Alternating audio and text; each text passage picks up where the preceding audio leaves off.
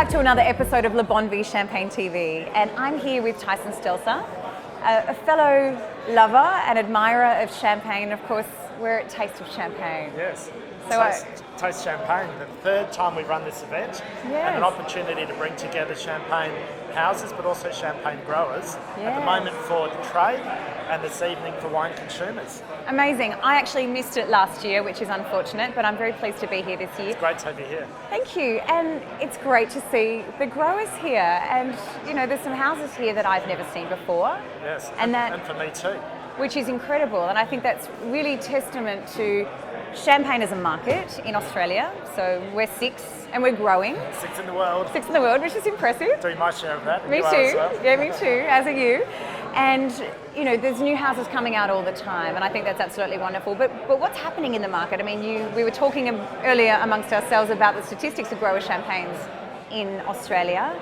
What's happening with the Grand Marques versus the grower champagnes in Australia? It's quite amazing the way it's changing, because while we're drinking more champagne than we ever have before, and some of the highest per head consumption of champagne in the world, at the same time the consumption of grower champagne in Australia is actually declining, quite surprisingly. I think it's a surprising statistic, and you know, we were looking at a graph earlier, and it's quite a big drop actually, which is really interesting.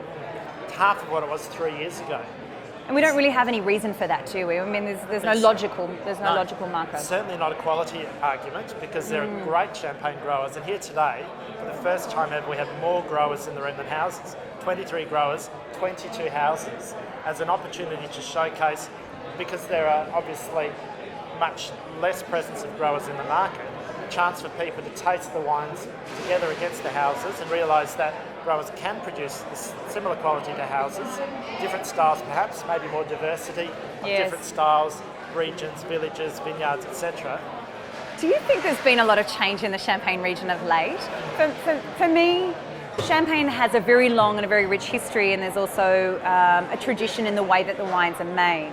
But I think that there's a new generation of Champenois that's coming through. We've got the next generation always taking over from their fathers and taking a little bit of what Dad did and a little bit of what Granddad did. But we are more worldly these days, and some of the Champenois are taking things of what they've learned in Australia or Argentina or other parts of the world. Exactly. Yes. And I think there's definite change in the champagne industry. Would you agree with that? You're certainly seeing it in the growers, where they're handing over to a new generation, young people coming through, enthusiasm, passion, innovation, but also founded on the principles of their families and the history.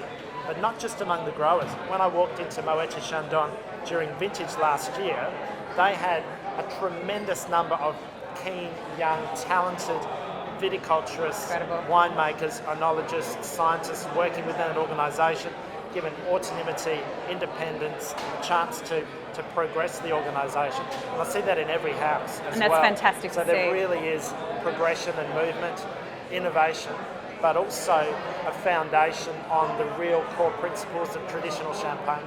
Now, Tyson, you share my love of champagne. There's no doubt about this. But what's your background? You're not a winemaker by trade, so No, not at all. I've been writing about wine now for nearly 15 years professionally, but my background is as a high school teacher. Okay. And so education is part of my DNA.